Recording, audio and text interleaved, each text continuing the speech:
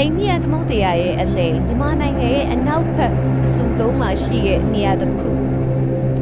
အိန္ဒိယပိုင်းအဒမကျွန်းစုတွေနဲ့ကတကန်ကွာမှာရှိနေတဲ့ဒီကျွန်းစုလေးဟာသူ့ဝဆန့်ကျင်မှုတွေနိုင်ငံရေးအငင်းပွားမှုတွေနဲ့စီးရေးအရာတန်တရားတွေအမြဲရှိနေတဲ့ကျွန်းစုလေးကတော့ကိုကိုကျွန်းပဲဖြစ်ပါတယ်ကိုကိုကျွန်းပမာလဲ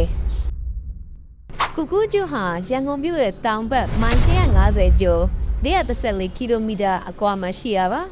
အဓိကအားဖြင့်တော့ကိုကိုကြီးကျွန်းနဲ့ကိုကိုလေးကျွန်းဆိုပြီးတော့ကျွန်းကြီးနှစ်ခုရှိတယ်လို့ကျွန်းငယ်လေးတွေလည်းအများကြီးစုဖွဲ့နေတာပါဒါပေမဲ့ဒီကျွန်းရဲ့တည်နေရာကဘာကြောင့်ဒီလောက်ထိအရေးပါနေရလဲအဓိကကတော့အိန္ဒိယပိုင်းအဒမန်ကျွန်းစုတွေနဲ့အလွန်နှိကပ်နေလို့ပါပဲဒါကြောင့်လဲပင်လယ်ရေကြောင်းလုံခြုံရေးအတွက်မဟာဗျူဟာမြောက်တဲ့နေရာတစ်ခုဖြစ်နေရပါမြမပင်လေတင်ကငရဲကန်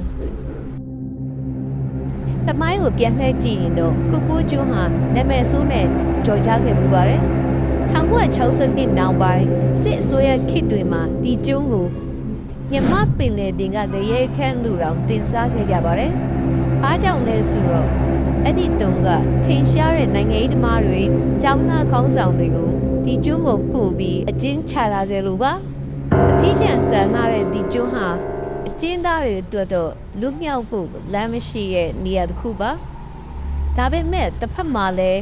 ဒီကျွန်းဟာတဘာဝပတ်ဝန်းကျင်အရာအင်မတန်အရေးပါပြီးရှားပါလိမ်မျိုးစိတ်တွေဥချတဲ့နိဗ္ဗာန်ဘုံတစ်ခုလည်းဖြစ်နေပြန်ပါတယ်စီရေးအရာဘာကြောင့်မျက်စိကျနေကြတာလဲကိုကိုကျွန်းရဲ့စီရေးအရေးပါမှုကတိနေရာကြောင့်ပဲဖြစ်ပါတယ်စီရေးအခြေအနေကိုပြောရရင်ကိုကိုကျွန်းဟာဘင်္ဂလားပင်လယ်အော်နဲ့မလက်ကရေလက်ကြားဆက်သွယ်တဲ့လမ်းကြောင်းပေါ်မှာရှိနေရပါဒီလမ်းကြောင်းဟာကမ္ဘာကုန်သွယ်ရေးအတွက်အသက်သွေးကြောဖြစ်တဲ့တမောလမ်းကြောင်းကြီးဖြစ်ပါတယ်အခုနောက်ပိုင်းနိုင်ငံတကာသုတေသနအဖွဲ့တွေကဂျိုတုတပုတ်တွေနဲ့ထောက်ပြနေကြတာကတော့မြန်မာစစ်တပ်ဟာကျိုးမော်ကလေပြေးလန်းကို2300မီတာအထိတိုးချဲလိုက်တယ်လို့ရေတပ်စခန်းတစ်တွေနဲ့ရေဒါစခန်းတွေကိုပါအဆင့်မြင့်နေရဆိုတာပါပဲတကယ်လို့ဒီကျိုးမှာ radar station နဲ့ထောင်ထဲစခန်းတွေအခိုင်အမာတည်ဆောက်နိုင်ပြီဆိုရင်ပင်လယ်ပြင်တစ်ခုလုံးကိုအလွယ်တကူစောင့်ကြည့်လို့ရသွားမှာဖြစ်ပါတယ်တရုတ်အိန္ဒိယအားပြိုင်မှုကြားကကိုကိုကျွန်းဒီနေရာမှာလူပြောအများဆုံးကကိုကိုကျွန်းမှာတရုတ်စစ်တပ်ရှိနေသလားဆိုရဲမိကုန်းမှာပဲအိန္ဒိယဘက်ကတော့တရုတ်နိုင်ငံဟာကိုကိုကျွန်းကနေတဆင့်သူတို့ရဲ့လှုပ်ရှားမှုတွေကိုစောင့်ကြည့်နေရလို့အမြဲတန်တရားရှိနေပါတယ်မြန်မာအစိုးရဘက်ကတော့ဒါဟာကုပိုင်တဲ့ထဲမှာကာကွယ်ရေးအတွက်လှုပ်ဆောင်တာပဲဖြစ်ပြီးတရုတ်စစ်စခန်းလုံးဝမရှိဘူးလို့အကြိမ်ကြိမ်ညှိဆိုထားပါတယ်ဒါပေမဲ့မလက်ကရေလက်ကြားကိုစောင့်ကြည့်ဖို့ဒီကျွန်းဟာအကောင်းဆုံးဗျူဟာမြောက်နေရဖြစ်နေတာကတော့နင်းလို့မရတဲ့အမှန်တရားပါပဲ။ဘာကြောင့်လှုပ်ဝက်စတဲ့နေရလဲ။ကိုကိုကျွန်းကဘာလို့ဒီလောက်နာမည်ကြီးနေရလဲဆိုရင်အချက်၄ချက်ရှိပါတယ်။တစ်တွာလာရေးခက်ခဲတာ။နှစ်စီရေးရအပြေးအဝထိတ်ချုပ်ထားတာ။သုံး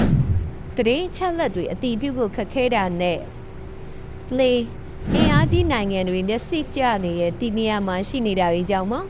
ဒါကြောင့်လေကိုကိုကျွန်းဆိုတဲ့အတန်ကြားတာနဲ့တန်တရားတွေခေါ်လာဟာရတွေကအမြဲနောက်ကကပ်ပါလာလေးရှိပါတယ်